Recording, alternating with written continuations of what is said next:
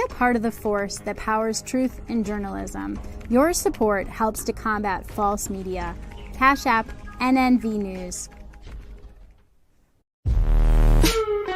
Let's have a discussion. People have questions. They would like answers. Let's talk about the issues. Confront the things that may be difficult to address. The Black narrative.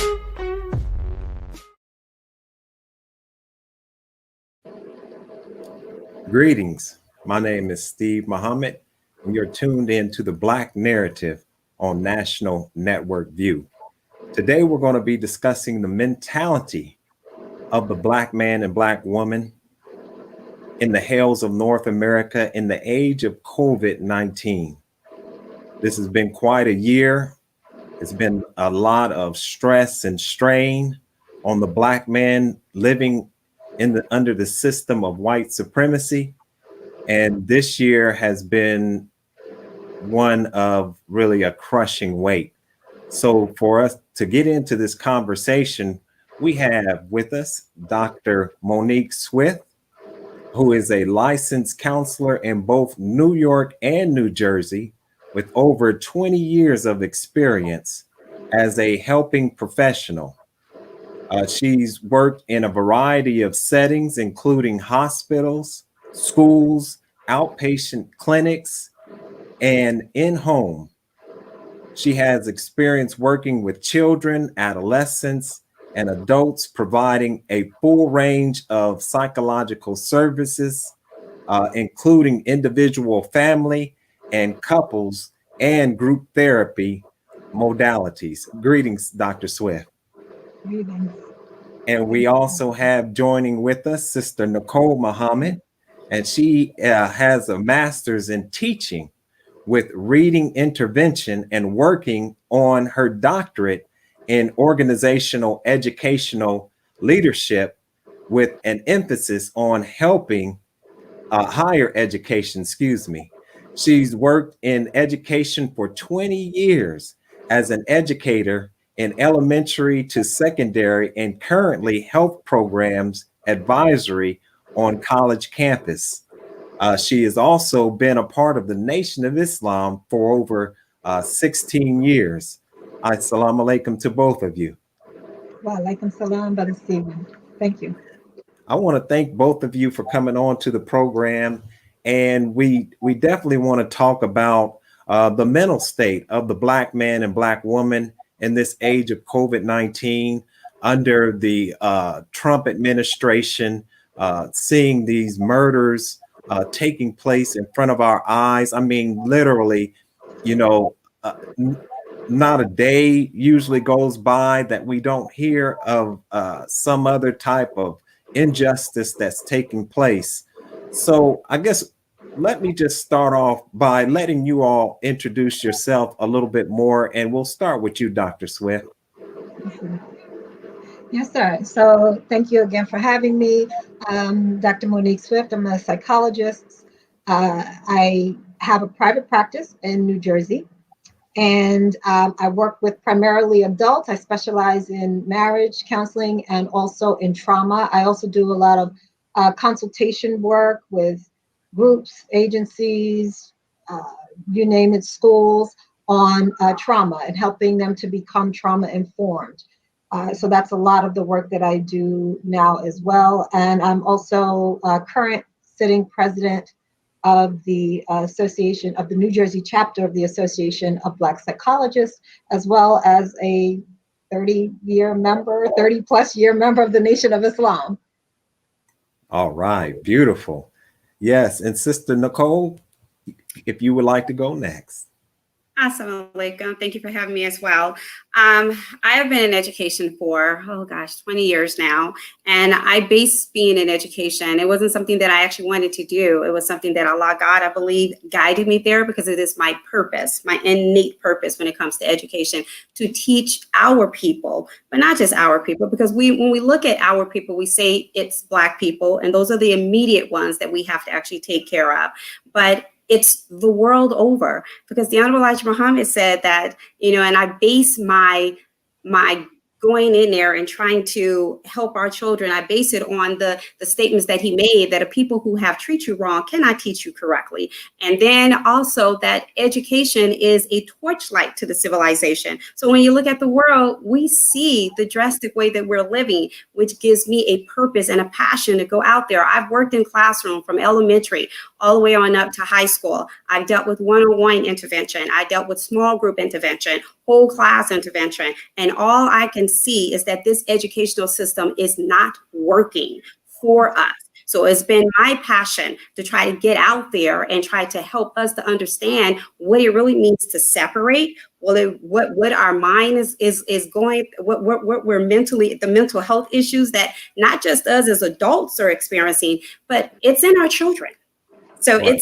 it's generations to come. As Willie Lynch said, he stated that, if they did this very well, if they did it correctly, it will affect thousands of generations to come. And it has affected thousands of generations to come. So what my job is to basically walk in the footsteps of my spiritual father, the Honorable Minister Louis Farrakhan, and try to help get what he has stored in me, or what Allah God has even stored in me, to put out there to go and help and to provide my service and education to help get us going in the right direction. So I'm very strategic when it comes to teaching. I go into the classroom, I can identify an issue, and I can come up with some type of strategies, whether it be a strategy that I create or a strategy that I pull from whatever has been created, and help a child learn. There's never been a child in my classroom that has not moved forward on a different level. All right. Thank you. That was powerful, powerful. So I just want to go ahead and we'll start off with asking you, Dr. Swift, then we'll ask you, Sister Monique, what is the mental state of the Black man and Black woman of America from your perspective through this tumultuous year that we've been in? The word that comes to mind when you say what you say is trauma. Mm. And because complex trauma, because this is not, we didn't just arrive at this time where everybody else is kind of like, oh my gosh, COVID is happening and we're under a lot of stress. Well, a couple of months into COVID, people began to recognize that there's kind of a dual pandemic going on. There's COVID, and then there's the racial pandemic going on. And the racial pandemic is something that's been going on. It's been something that we have been enduring since we have encountered our former slave masters. And so we've been under that stress and experiencing us trying to come into our own being in the midst of an enemy who is against everything that we're struggling and striving to become. And so there's trauma inside of that. There's a lot of trauma. There's the stress inside of that. And so we are experiencing that. And then on top of that, we're in COVID. And so, if I could put it in a word, I would say it's trauma on many levels, not just kind of, there's the systemic trauma kind of from the outside working in. There's the interpersonal trauma we're seeing with police killing us and everything. And then there's kind of the internalization of that trauma, which is very insidious because that affects and impacts the very way we see ourselves, understand ourselves, and see and understand one another. Oh, wow. Sister Nicole? First of all, I always like to give thanks to Allah for intervening in our affairs, and also for giving us the Honorable Elijah Muhammad and the Honorable Minister Louis Farrakhan. Therefore, I stand here. So I like to give gratefulness and thank Allah for all of that, but for giving them to me. But what I see is awakening to a universal knowledge. The Honorable Minister Louis Farrakhan said that we needed to have a universal knowledge of the devil. And not just that small little amount of knowledge that we have that the devil was pulled out of us and made into an entire form of his own. Well, the question comes to mind is, if the devil was pulled out of us, then where is the devil? Where did it start from? So I think that we are now coming in an awakening of ourselves. It has really, the white man's been the white man ever since we've been in America. There ain't none changed about his characteristics and his whatever he's been doing. This has always been the same. Whether we wanted to acknowledge it or not, it was always there. We are now not caring, and we're acknowledging it because we were too much caring about the emotions or the feelings of the white man. We were too much caring about being a part of their world. We were too much caring about trying to appease them or find pleasure with them or find peace with them or acceptance with them. That is no longer. We don't care no more. So now we are speaking truth. You got truth coming out of us all over the place. Even our little children that they can't even handle, which is called the Joshua generation, is speaking truth. They're tired of a system that has never worked for them. So, I've had children that say to me, why go to this education? It ain't done nothing for my mama, so it ain't doing nothing for me. Well, what can you say to a child like that, except to say, you know what, you're right. Get on out. Go and get your own education where you can progress and develop and be treated right with just freedom, justice, and equality that everybody deserves. So I think that we're coming into that awakening that we want and we deserve, and it is our God right for freedom, justice, and equality in a pursuit of happiness. Now, the underlying factor of COVID-19, that is like a suppressor in the good way. And we'll talk about suppressor and oddity, but that's like more of a suppressor to suppress us away from what has been negatively suppressing us to not develop. So that is, if we as Black people start looking at COVID-19 the way the world wants us to look at it, then yeah, you should be afraid. But if you start looking at it as a blessing in disguise by God, that he has come, and that is a sign that he has come to separate us out from our enemies, then you are going to progress and develop rightly at this time. You're not going to fear this time. If you're gonna have the blood of the lamb on your door, which we understand is pretty much living the life of the lamb. So you're going to be living the life of the lamb and striving to try to go in the right way. It's not drastic that COVID exists. It's not drastic that we're going to be seeing a more pestilence that's coming our way. That's not drastic for the Black man. It is drastic for those who is in opposition to God, but it is never drastic for those who is of the Black race and have the opportunity to choose to be in the right way of God. Right. Absolutely. And so when we look at, everything that you're saying, and we look at the Black man and Black woman, I agree with what you're saying.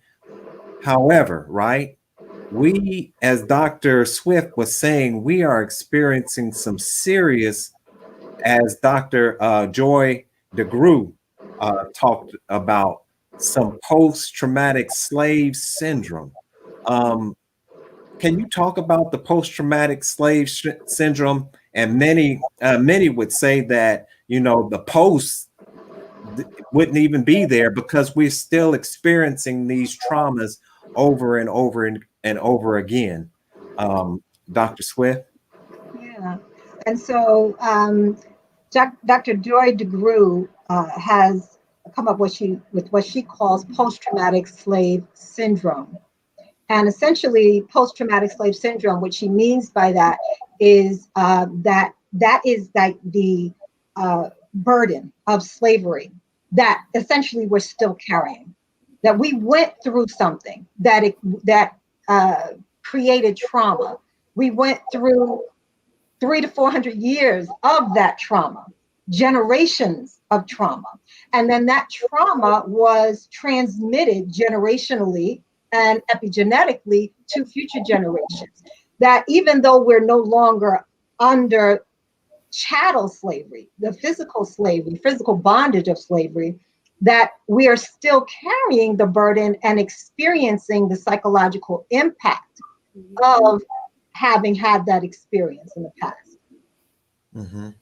Yeah. Okay. And so, Sister Nicole, from a Dianetics point of view, would that be, of course, in grams, but also that sets up that reactive mind, right? And then how we relate to each other as a people. We have really adopted the mentality of the oppressor to a large degree, and we have become antisocial towards each other, right? Okay. Let's talk about the whole reactive mind, the engrams, and all of that. And I'm going to kind of try to bring it into more of an understanding for us. Okay, so the engram is developed from pain, the trauma that we experience in life. We want to say about post-traumatic slave, okay, syndrome. I personally don't think that any definition of this world can define the mentality of the Black man and how they destroyed it, because it was 64 years. See, Willie Lynch was a master of slaves, meaning that he was not just a slave owner, he mastered the breaking of the Black man's mindset to make him think and act and be a slave. Okay. That was 64 hidden years. So slavery it was not 3 years, it was 400 years, because that 1555 is when it started. That's the hidden 64 that they don't even want to tell us about. So they did the most horrific things to us. And you have two parts of your mind, your analytical mind, which basically I say is your subconscious mind, your God mind, your self-accusing spirit mind. Then you have that reactive mind, which I say is your satanic mindset. So when we give Satan and God a name, we're giving Satan and God a name to an action, a mindset. So reactive, if we talk about it in science, in a science way, you're talking about your analytical mind, which is rational, and your reactive mind, which is not rational. It was not made to be rational. It was only made to record every single trauma thing existence. Right now, your mind is recording. That's your conscious mind. It records on a daily basis, even when you sleep. Your subconscious mind is the one that takes it and computes it and give it a rationale to what you have just recorded. So your analytical mind is shut down because it does not, our mind was made to be perfect. It was made to think right. It was made to perceive knowledge correctly. All of that. We come from a mindset. The Black man, Black woman's mindset is a mindset that comes from the universe. When Minister Farrakhan said that the universe has a womb, it also has a mind, because if it started with the word and became flesh and bone, that means that space is a mind that is inside of the existence of us. It was inside the first God, who then put it inside everything after him that he created. Himself, he created in his image, Black man, and then he created first the woman, his second self, so they can reproduce himself, clone himself, or reproduce himself in the womb of the Black woman. So when you talk about the mind, as Minister Farrakhan said in COVID-19, cures from hell cannot cure a pestilence that comes from heaven. Anything from hell cannot cure a mind that comes from heaven. That comes from God himself.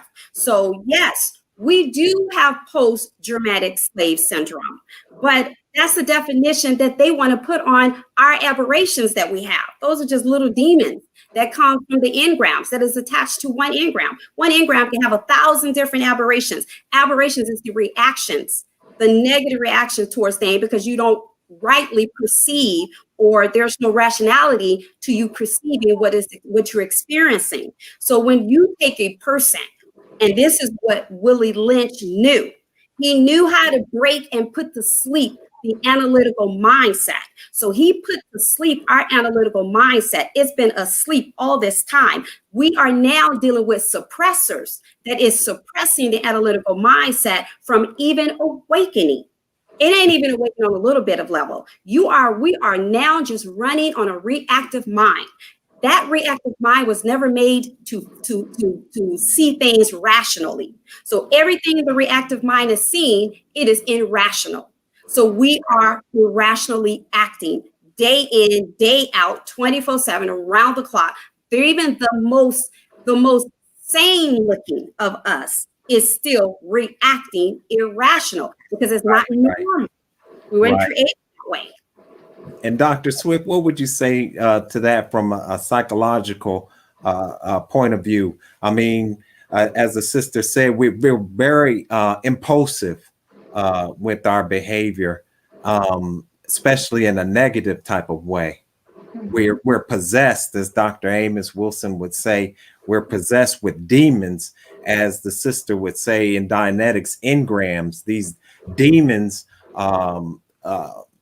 as you were saying, put into us through the environment, through conditioning, through education. Yeah. So, yeah, thank you, sis, for breaking that down for us. Um, Even from the perspective of what Dr. Joy DeGruy is talking about with post-traumatic slave syndrome, there is an absence of consciousness that is happening in the minds of Black people, but is a consequence as a result of the trauma that we've experienced in slavery. And so, part of what she talks about as well is that there is uh, the what was adaptive in slavery, we haven't critically thought about some of those behaviors and those tendencies and those patterns. We just kind of enact them and we're not thinking about them. We're not rational about what it is that we're doing. And so we just do it. And so some of that behavior that was then adaptive, today we're still doing it and it's maladaptive. An example that she shares of that in the book, she talks about, you have two mothers in a bank, a white mother and a Black mother. And they both have children, and the white mother, her child is all over the place. He's just, jumping and climbing. We've all seen that. And the Black mother, she shoots a look at her child like, don't you even think about moving an inch, right? And so during the time of slavery, it was adaptive. It was important. That was how parents protected their children from the savagery of the slave master in that time. And so they had to kind of like, keep a close rope on their children. Well, today, we're still doing that. And today, that's just one example of many, though. We haven't critically thought about how we're parenting our children and what the messages are that we're sending our children. I see the same thing in this whole idea of the talk, having the talk with your child to help your child to understand that you have to work twice as hard. Doors are going to be closed. Life is not going to be fair. Well, what is it? What is it that we're really telling our children? We're really, in doing that, although we mean to be loving and protective, we're instilling the mindset of our oppressor in the mind of our children. And so these are some of the psychological phenomena that we've been perpetuating over time that she's addressing to help bring us up into a more critical awareness of what it is that we are doing. Right. Now, do you think that, and that's why, as Sister Nicole was saying, to a certain degree, this COVID-19 has been a blessing because, there's that generational gap where the young people are really, they're like the Joshua generation, right? They don't want to follow that same path as their mothers and fathers. And so with this lockdown, we're locked inside, and many of us are on the internet, and we're hearing, the teachings of the Most Honorable Elijah Muhammad as taught by the Honorable Minister Louis Farrakhan and other Black nationalists and Black conscious thinkers. What do you all say about, as you're saying, Sister Nicole, this awakening of our people to a knowledge of self, as the Most Honorable Elijah Muhammad taught, that the two greatest knowledges is the knowledge of God and the knowledge of self? And Sister Nicole, if you would like to say something about that. I'm trying to understand your question. So you're pretty much asking how what you were saying, right? What you were saying basically, and what Dr. Swift was saying about this new generation, the way that they're thinking, they're trying to break that mode of being lynched or being hitched to the system of white supremacy. Whereas, the older generation may suffer from a Stockholm syndrome. And if you can talk about that breaking of that those chains, and then Dr. Swift, if you can talk about maybe that Stockholm syndrome and what that really means.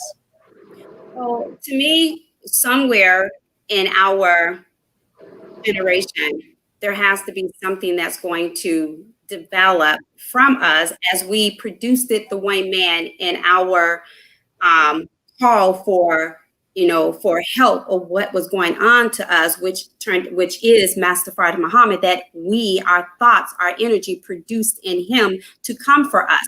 The way and then he came from us and awakened. His first awaken was the Honorable Elijah Muhammad. It's the same way we were going to produce that generation.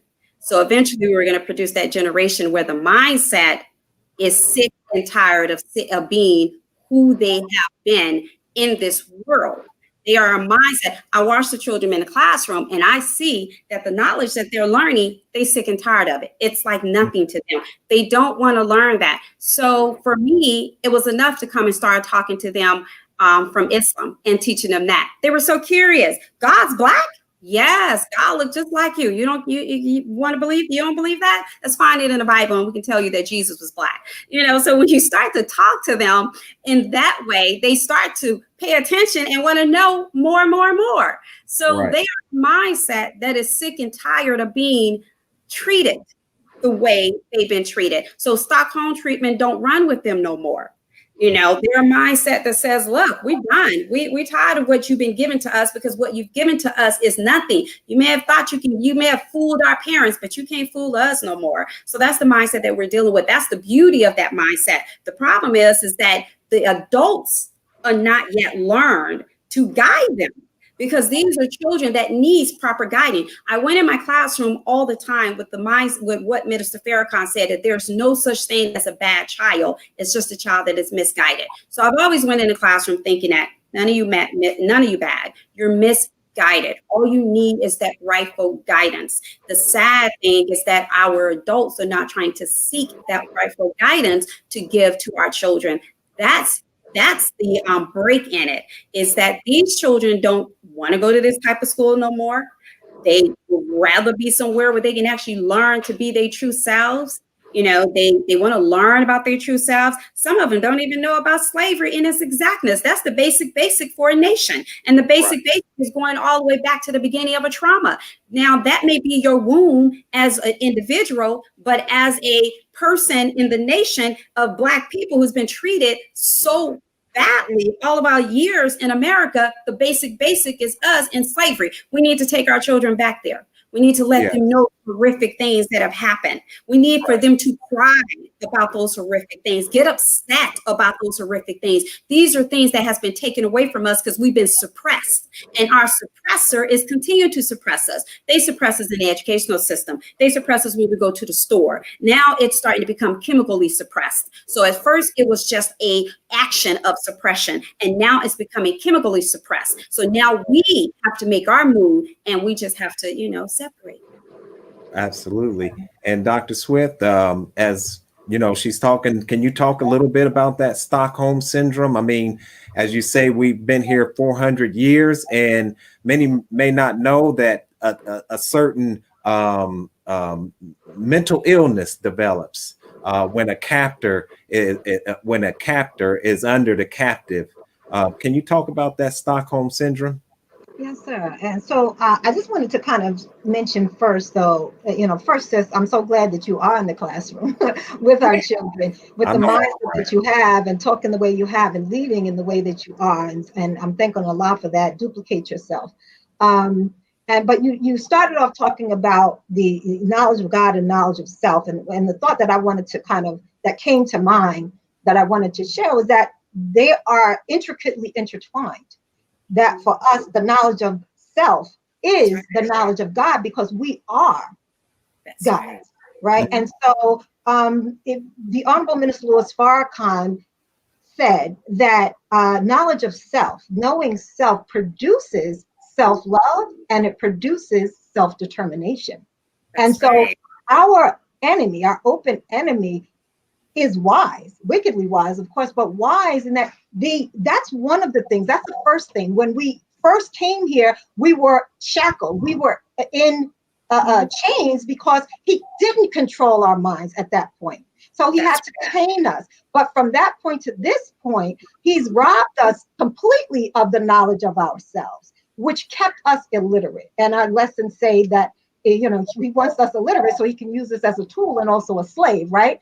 And so he continues to use us as a slave today. But I looked up the word illiterate, and illiterate comes from a Latin root that is illiteratus, I think it is. That means, it also, one of the meanings is being ignorant of culture. So when I look at, knowledge of self, you're talking about knowledge of self, but in knowledge of self is your culture, knowing where you came from, knowing your language, knowing your names, knowing your God. All of that is part of culture. And so in that, when he robbed us of our culture, he took the very essence of who we are. And culture not only is what we do, kind of how we function, culture also helps us to survive. And when he robbed us of that culture, he robbed us of our ability to know what we needed to know in order to survive. But alas, Allah is God, right? So we plan on Allah's plans, and Allah's plan is inside of all of this. But he did a job through Willie Lynch, through robbing us of the knowledge of self. He did a job.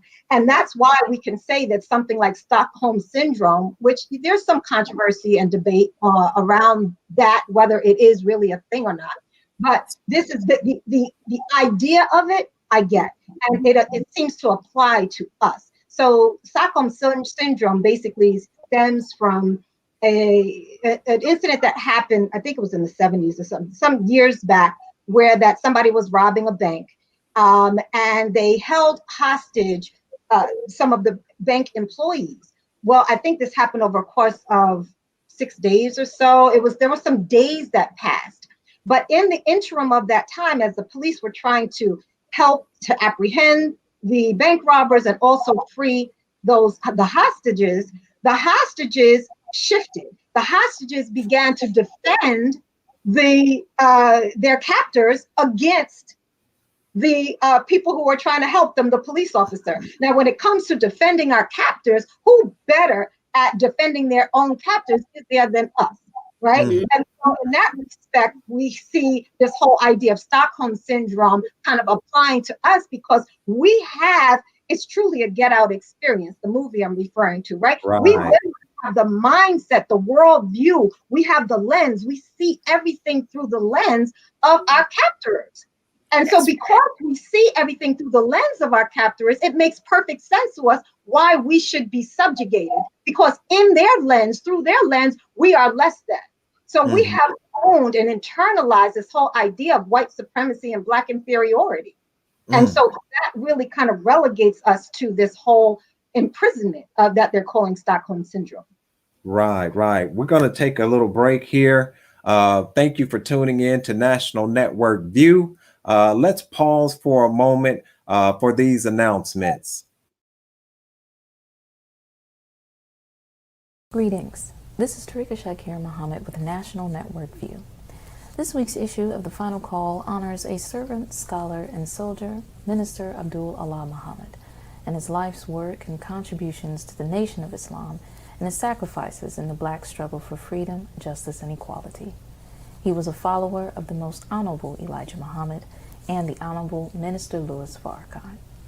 To read more about Student Minister Abdul Allah's life and legacy, subscribe to finalcalldigital.com. And thank you for tuning in to NNV News.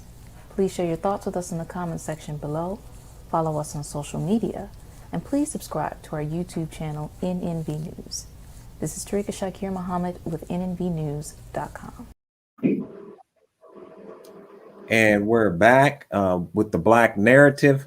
I'm your host, Steve Muhammad, and we're joined today by Dr. Monique Swift and Sister Nicole Muhammad, and we're talking about the mentality of the Black man in America in the age of COVID-19. We need to examine the way that we're thinking today, Black man and woman, because we're at a crossroads. I mean, right now we're seeing, for instance, which is like a canary in the coal mine. We're seeing a large infant mortality and maternal mortality deaths. And these are not just specific to those who may be in poor communities. These are also very affluent Black women who are suffering like this. Dr. Swift, if you can begin, can you talk about the stress and the weathering effect that is on the Black man and woman, and how that is a part of the pre-existing conditions? Yes, that's really a great question. Because that's something that gets ignored early on. You know, there was a statement that was made about Black people suffering in the way that we are because we're not following protocol, and we need to go tell mom, and pop, and nuke, or whoever, whatever. We need to tell them that they need to, follow the protocol and do as we're told. Well, it wasn't too long after that. People kind of began to scratch their heads and say, yeah, there's something else going on. It's not just that, because they do a lot of blaming the victim, right, when it comes to Black people. Well, it's a little deeper than that they're not following protocols. In fact, many of them are following protocols. There's another element here that we're not calculating. That element is our 400 plus year sojourn in North America, which has weathered us. That's the term that they're using now, that is weathered us. And weathering is this idea. I think I first heard of it in the kind of a medical way, that it causes us to, it causes kind of early death. It causes us to age rapidly. Right. There's like medical, physical, chemical descriptions that correspond with that. But from a psychological perspective, this weathering is the accumulation of stress that breaks down and is deleterious to our physical being. And so if you understand stress has a physiological impact, all right? It might be a psychological phenomenon, but it has a very real physiological impact. And so when we are under a lot of stress, and that stress is chronic, that causes a physical deterioration to happen. And that deterioration is not immediate, it happens over time. And so this is what we're calling weathering. And so when, COVID hits, it's not just kind of hitting this really strong, healthy person, it's hitting somebody that's already been compromised through years, not just their years, but the epigenetics, the generational transmission of trauma from previous generations. I carry that also. So right. I'm carrying that history of stress. I'm having experiences of stress in this existence. And then on top of that, I encounter a virus that further deteriorates my physical body. Well, what's happening? Right? I'm getting sicker than the average person. And then, and like you're saying, Sister Nicole, you added into that, and we might as well bring that in, even though we're talking about mental health. But you're absolutely right. These pre-existing conditions also come from the fact that we're not even eating what you really could classify as food, because it's genetically modified.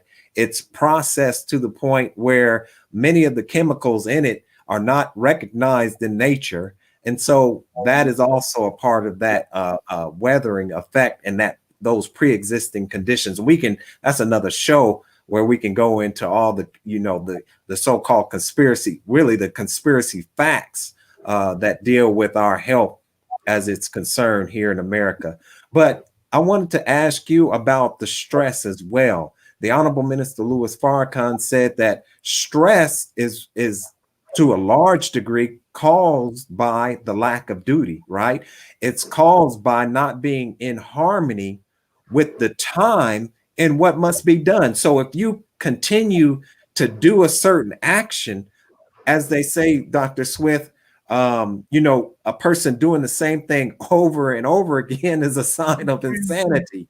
So can you speak to that, Sister Nicole, as far as the lack of that stress from a Dianetic point of view? Well, it's dwindling spiral. It is the worst an individual gets, and that's what we're at right now. But when it comes to the mental health, we have to deal with what is the beginning of that. And as I stated, the analytical mind, which has been suppressed, which is being suppressed, which has been put to sleep, is the mind that carries all the wisdom, knowledge, and rationale of a human being. But it is the functioning part. It is how we were created from the mindset of God. We were created from righteousness. That righteousness lies in the being able to rationalize things in this world that has been taken away from us because it's been sleep. The analytical mind was not made to deal with such trauma that it has dealt with in slavery. That's what put it to sleep. And it's been asleep since then. We have not had any rationale since then. So now we're on the reactive mind. Let me, I don't want to interrupt you. So what you're saying basically is that analytical mind, right? We are talking about in essence, we're just talking about, right, the mind of God that's within us, that both of you have said that has been put to sleep in us, right? And therefore we're dependent on people who really we could outdo them any time of the day. Well, yes, we can if the analytical mind comes back to its normal functioning, and it can. But we're working on a reactive mind that is not the first mind of us, but that is the first mind of a people who is us. See, their reactive mind is what they were created from. That's the flip opposite of the analytical mind, is the reactive mind, because the reactive mind is not rational. It is irrational, and the analytical mind is rational. So everything it produces is irrationality, death, darkness, and destruction. Eventually, it makes evil fair seeming in the reactive mind, because what you record, you're just reacting on it from your emotions. Minister Farrakhan said that Satan lies dormant in our emotions, meaning when we get disappointed, dissatisfied, if you don't have a rational mindset to actually think 5 times before actually moving out on something, you're just going to move out on it. If you don't have a rational mindset to say, oh no, it's wrong to eat this type of food, we shouldn't be eating this type of food, it can cause damage to my health, you know what I'm saying, you're just going to move out on it and do it. That is what has been killing our people. It is a dwindling spiral that we're on because we refuse to feed ourselves the knowledge that has been given to us. Now, Dianetics is a therapy. It is a therapy to the mind to help get the mind going right. But then you still got to feed it correctly, because we were made correctly to eat and feed on right knowledge. We have to still feed it correctly. And that is what's killing us, is that we're not feeding our mindset correctly. Obviously, we're not, because however we think, so shall it be. Mm-hmm. Right. And so I wanted to get into this question. The Honorable Minister, and both of you can definitely answer this question, because the Honorable Minister Louis Farrakhan talks about the need, right, for a new educational paradigm. Carter G. Woodson talked about that need in his book when he talked about the miseducation of the Negro. The same with Jawanza Kunjufu and his book, Countering the Conspiracy to Destroy Black Boys. This focus on a God-centered and Black-centered education. What is the importance for Black people of having God in the equation, in the curriculum, and have it centered around our collective history as a people? I mean, Go ahead, Dr. Swift. Simply put, it takes us out of the mindset of our slave masters, and it realigns us with our true nature. So these are critical elements of learning that often we're missing, but need to be incorporated into our child rearing, into everything that we do. It's part of why I'd say, I was thinking about the previous question about the stress. This is partly why we're stressed, because we're out of alignment with our nature. We're out of alignment with truth. And so we're wobbling, right? But we need to be up straight. And so the Honorable Minister Louis Farrakhan said that our stress stems from our default in duty. And so we have to begin to ask ourselves, well, what is our duty, right? And when I ask that question, it makes me think about time dictates the agenda. What is our duty today in 2020, given the history that we have and the trajectory of where we're going? What is our duty today? We don't have to look far to realize that Allah is demanding us to separate from our open enemy today. Right? But we're not doing that. We're holding on with everything that we have because we think our whole existence is predicated upon and dependent upon him. But because that's the mind that he put in us, right? That's the internalization of the white superiority that we're suffering from. But that's creating stress because it's taking us away from the uprightness of the understanding of who we are and whose we are, right? The who we are and whose we are. Right, right, absolutely. Sister Nicole, would you like to answer that question? Yes, sir. Um, you know, we are in the image of God. We are a God race. We are gods ourselves, as the Honorable Elijah Muhammad stated. Taking God out of the curriculum, which they have and successfully have done, has taken us out of the curriculum. And Mm, when we don't know ourselves, we are niggardly. And a niggardly person is ignorant. And an ignorant person has no knowledge of self and God. So they literally have, and that's the suppressor to our analytical mindset. That prevents our analytical mindset from functioning. It's like in Dianetics therapy when it says you hold down the 7 key, no matter what you compute, that 7 key is broken, is hold down. You're not going to get the correct answer. You're going to always get the wrong answer all the time. So when they took God out of the curriculum, they literally was taking us out of the curriculum, because you cannot talk about God without not talking about the Black man, because we are a history of God. We are his race. We are his people. We are his family. And to take that from us was taking who we are out of the curriculum. And then they were able to teach us the way they wanted to teach us, which is suppressing to our analytical mind. When people understand that the analytical mind is the God mind, it is the rising into the thinking of Allah, God, they suppress that from existence. So as long as it is suppressed, we are a race dwindling down. So as long as they do not offer us the truth of who we are, but at this point, let's not say they, because they ain't even got no control over that. As long as right, we don't allow ourselves to know who we truly are, because at this point, it ain't even they no more.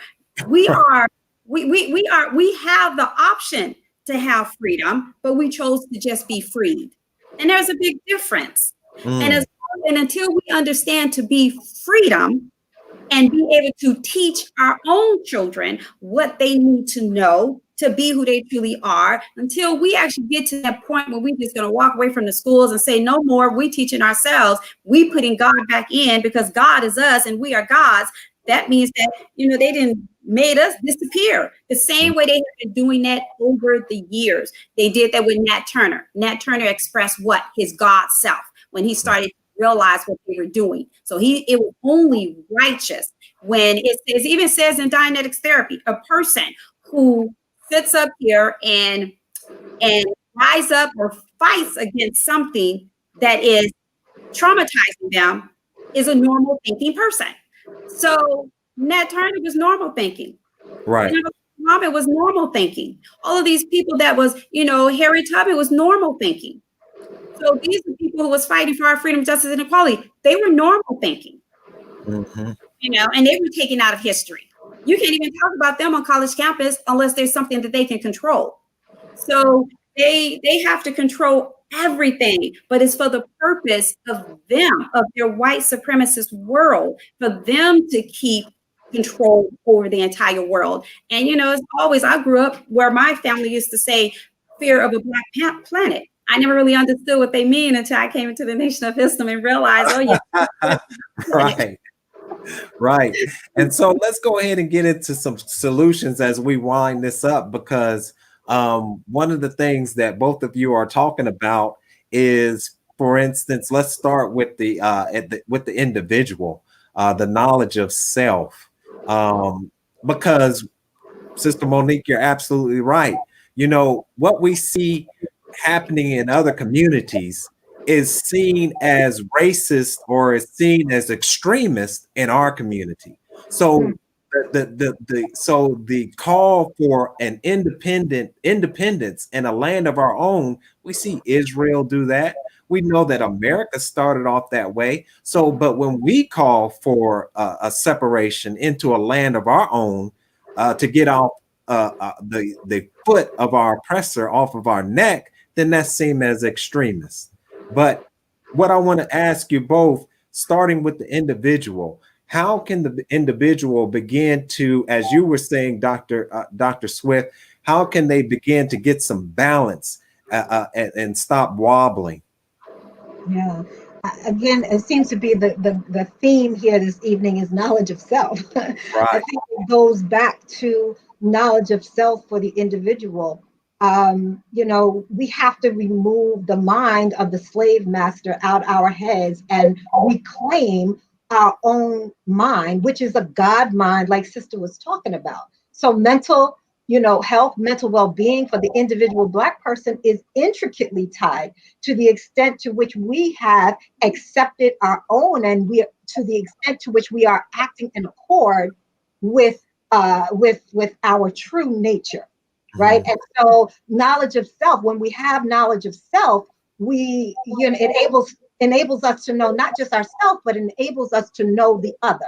It enables us to be able to see and identify our enemy as well, and to recognize that when we know ourselves, we know the enemy. We know that the wisdom that he has is the wisdom that we gave him, but we didn't give all of it, right? Mm. And so we know that there's an end to what they know, and that end is coming. When we have knowledge of self, we know that we are spirit individuals and we're connected to the essence of God. And that allows us to transcend the current reality of what we're dealing with, right? When we have knowledge of self, we know that we are the original people of the planet Earth. That enables us to know that so it was in the beginning, so shall it be in the end, right? So when we have knowledge of self, it helps us to kind of jump over every single hurdle that's in our way. So as an individual, that is just requisite above everything. And I think everything else will flow from there.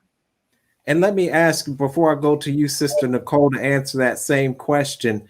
That fear, is there a fear in us in going after that knowledge of self? Yeah. That brings me to absolutely there's fear, because we were nurtured and reared on fear, right? The devil put fear in us when we were babies. So yes, the fear is absolutely there. But there's also, we are conditioned around that fear, which brings me to the premature cognitive commitment or learned helplessness, right? Is another element of this. There are three examples I talk about sometimes when I talk about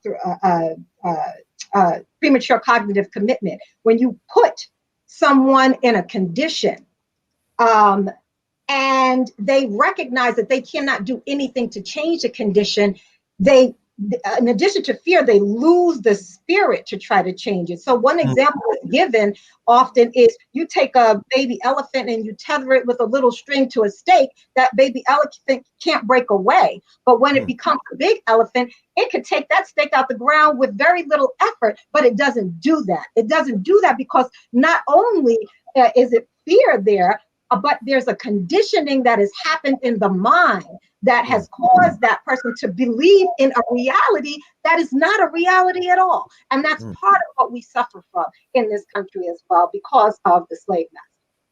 Wow. Powerful. Sister Nicole? Assalamualaikum. That was very powerful. Wow. It was really good. Really, really good. I mean, it is so true. We do need to have knowledge of self for the individual. That's basically just the basis of it. In order for us to start correcting what is wrong, we need to feed on the milk that Master Fard Muhammad has given to the Honorable Elijah Muhammad and that has given to the Honorable Minister Louis Farrakhan. We can't have nothing of this world can repair a mindset that was not created in this world. Our mindset was created from heaven. It comes from heaven. Whereas everybody else's mindset that came through us came from this world. So we are a mindset that came from heaven. So a man came, and that man is the glorious, the Master Fard Muhammad, who is Allah, who we believe is Allah in person, came to give us that healing of our mindset.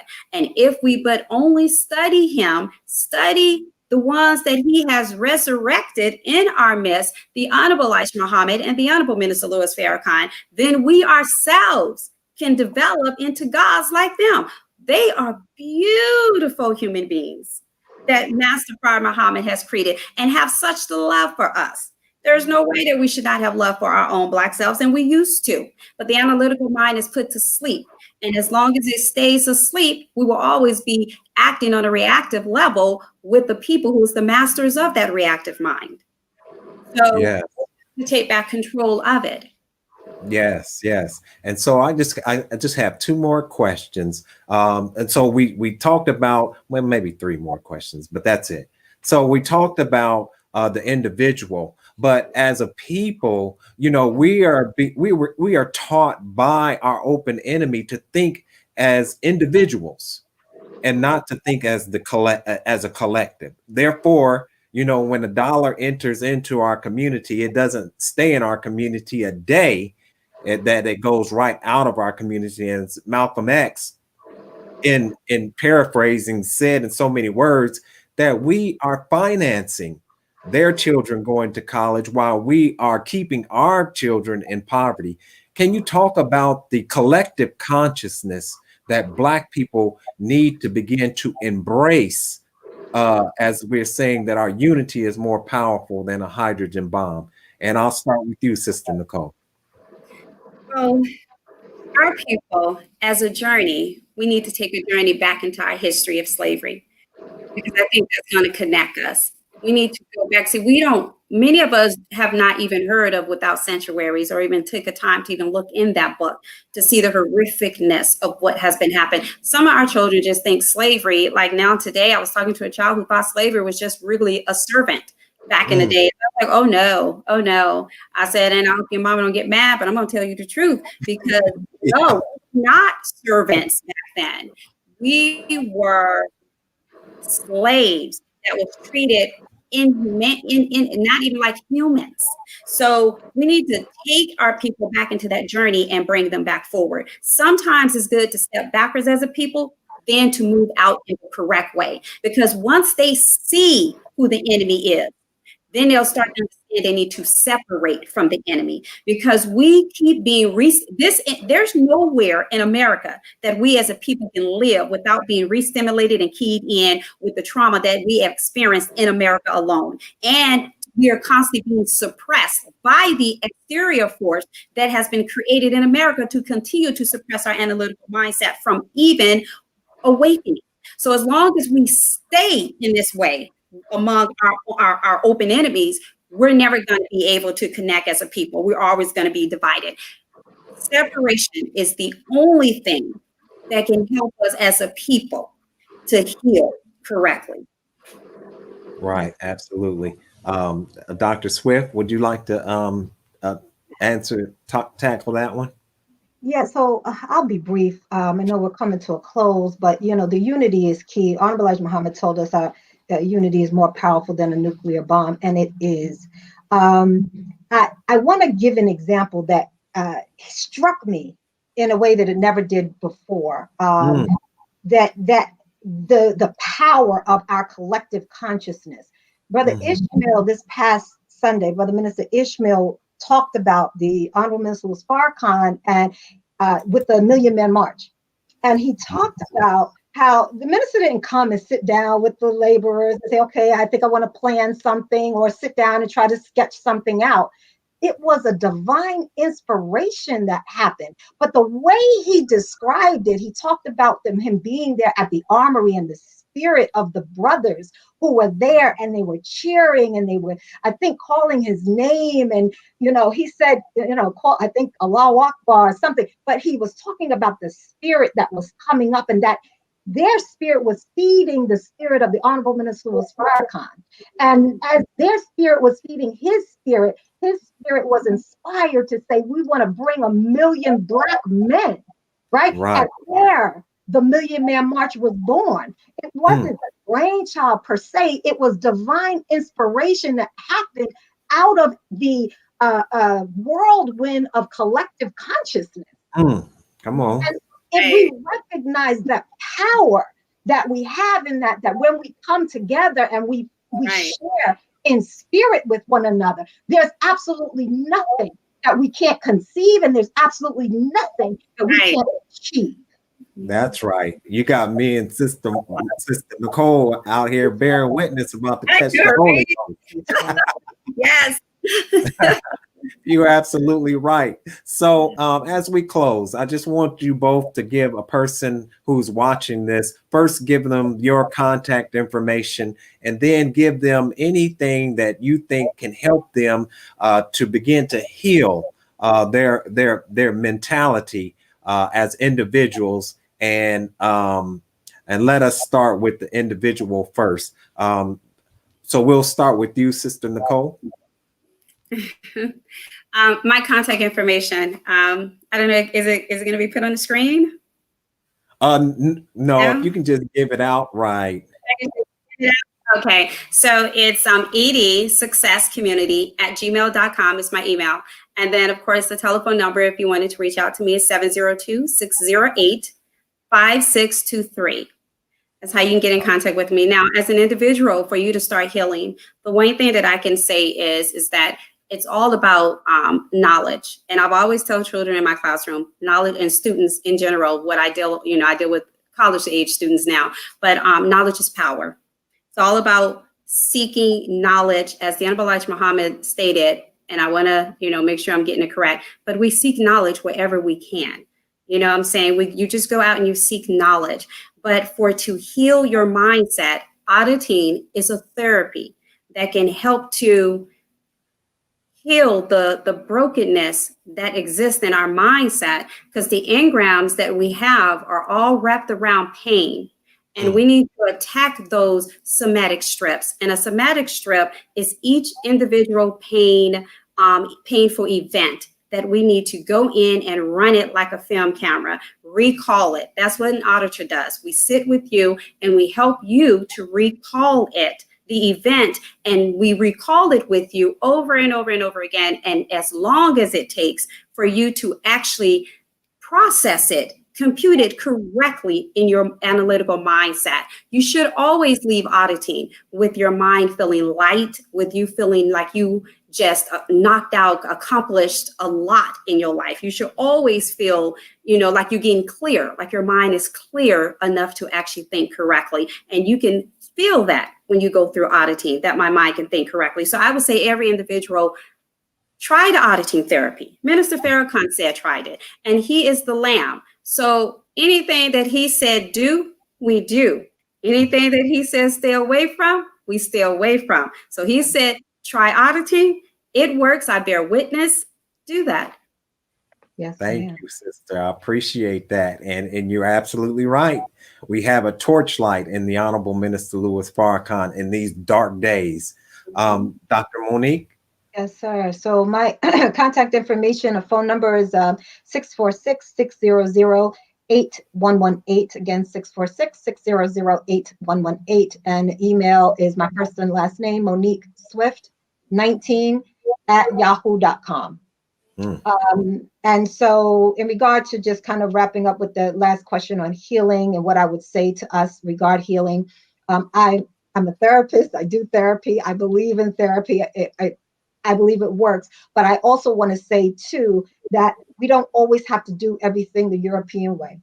We have our own natural ways of healing, of coming together, and we need to, do what works, do what feels right to us, what works.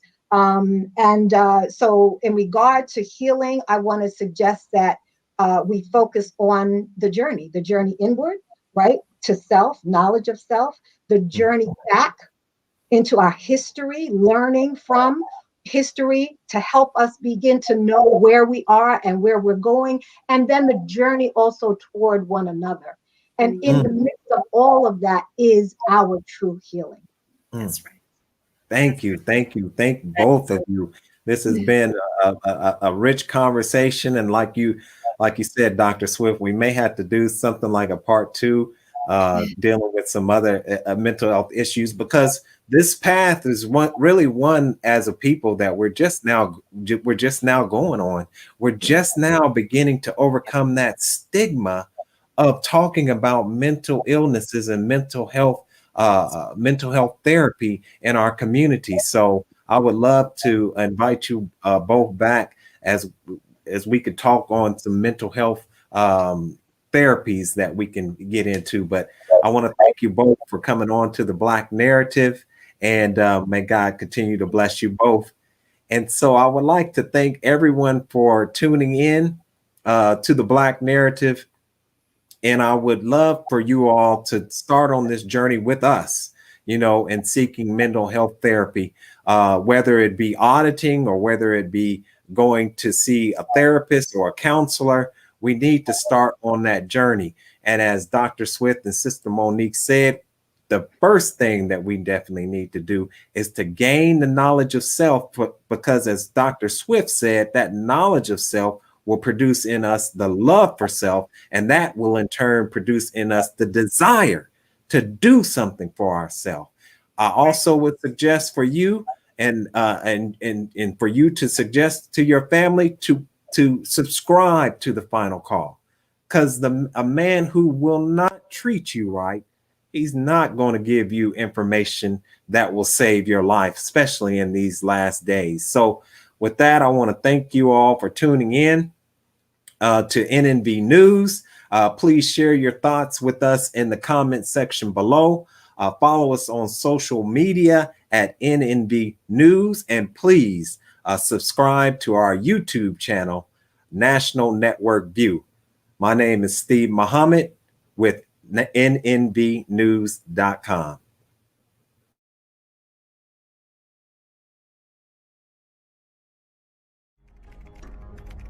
Be a part of the force that powers truth in journalism. Your support helps to combat false media. Cash App NNV News.